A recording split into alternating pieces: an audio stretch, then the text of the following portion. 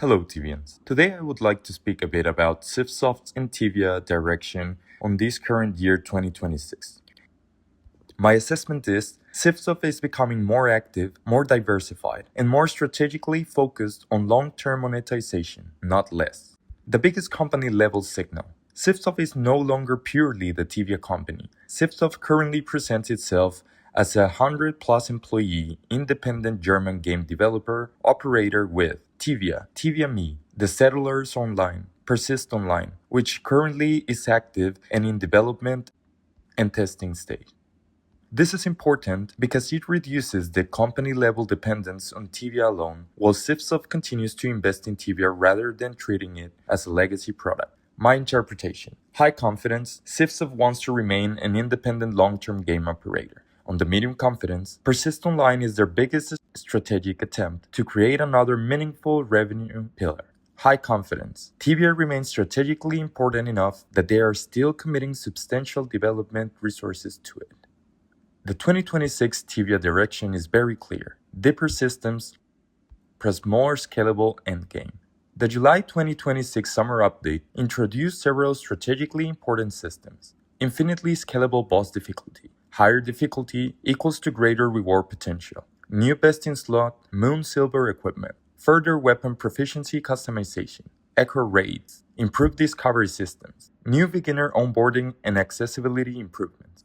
The important thing is not simply that Cipsoft adding content. They are adding systems with repeatability and scalability. A traditional boss can eventually become sold. An infinitely scalable boss creature is a potentially much longer progression loop. Why this matters economically? Cipsoft appears to be designing TV increasingly around new player accessibility, long-term progression, repeatable challenge, equipment optimization, continuous economic activity. That is a healthier long-term MMORPG structure than simply releasing isolated content every year.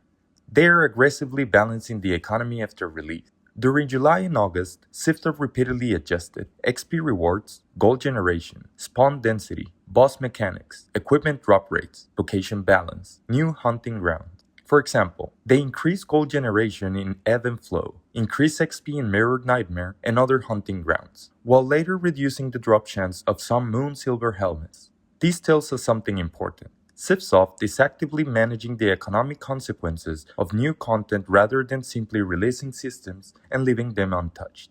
For Tibia token and Tibia coin analysis, that matters because Tibia's internal gold economy ultimately influences demand for Tibia coins,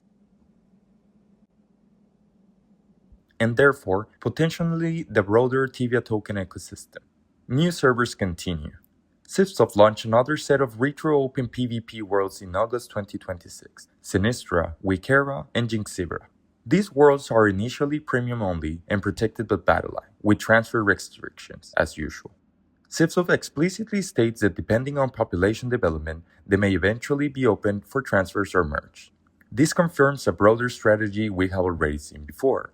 Launch fresh worlds, monetize the early population cycle, monitor population, and eventually liberalize transfers or merge if necessary. Economically, fresh servers are important because they can create periods of high premium demand, high Tibia coin consumption, high store activity, rapid character progression, strong gold market formation. But the willingness to later merge worlds also shows Cipsoft is increasingly prioritizing server population sustainability over preserving every world indefinitely. Accessibility is becoming a major strategic priority. This is one of the most important changes. Cipsoft explicitly highlights that Tibia has become more beginner-friendly through new tutorial areas, progression up to level 20, broader accessibility improvements, major vocation adjustments, practice modes for difficult boss mechanics. Historically, Tibia has been extremely difficult for a completely new player to enter because of its age, interface complexity, massive knowledge barrier, existing economic gap, and powerful high-level players. The 2020 direction suggests Cipsoft recognizes that retaining existing veterans is not enough. That is potentially very important for Tibia token. More new player means, potentially, more premium buyers, more Tibia coin demand, more economic liquidity, more external awareness of Tibia's ecosystem. This is a much more important long-term variable for Tibia token, whether it rises 5% or falls 10% in a particular month. Cipsoft also improves technical and account infrastructure. Recent changes include continued work on account recovery, confirmation systems, trusted devices, security-related logging issues, battle eye-protected worlds. These may be seen as secondary, but it signals that Cipsoft is treating Tibia increasingly as a modern, long-lived online service rather than simply maintaining old infrastructure. Current Cipsoft direction map. Tibia is a continued long-term investment. On the endgame, more scalable and repeatable. Beginners can increasingly be accessible.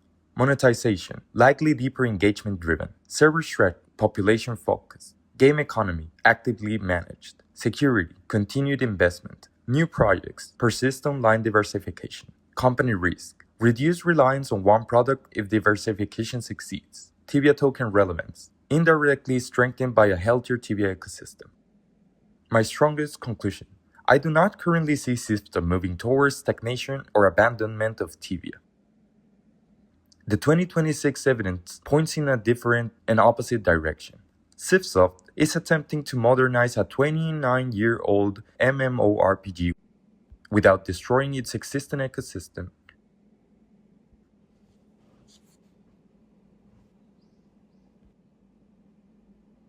Cipsoft is attempting to modernize a 29-year-old MMORPG without destroying its existing economic and social identity. That is a difficult strategy, but if successful, it is bullish for the Tibia coin economy. For the Tibia token specifically, however, I will separate the two. Bullish for the Tibia coin. High confidence, more players, more engagement, new servers, long-term content directly support the underlying Tibia economy. Automatically bullish for Tibia token. Low to medium confidence. Tibia token still needs stronger external liquidity, adoption, and demand relative to its connection with the Tibia coin. So my current thesis would be Cipsoft's direction is becoming increasingly positive for the underlying economic foundation behind Tibia coin and Tibia token. But the main unresolved question is whether Cipsoft will take further actions that make Tibia token itself strategically important rather than merely a transferable Tibia coin linked asset. This would be it for this video. Let's continue to research and follow statements, news, changes, and other things that can help us determine which path is Tibia and its economy following. If you find this content interesting, don't forget to like and subscribe. I would really appreciate you to also follow the social networks such as Instagram or Facebook in Tibian. Thank you all and see you on the next video. Para nuestra audiencia de habla hispana, los videos también se subirán con subtítulos y serán resúmenes en el Instagram de Tibian. No se lo pierdan.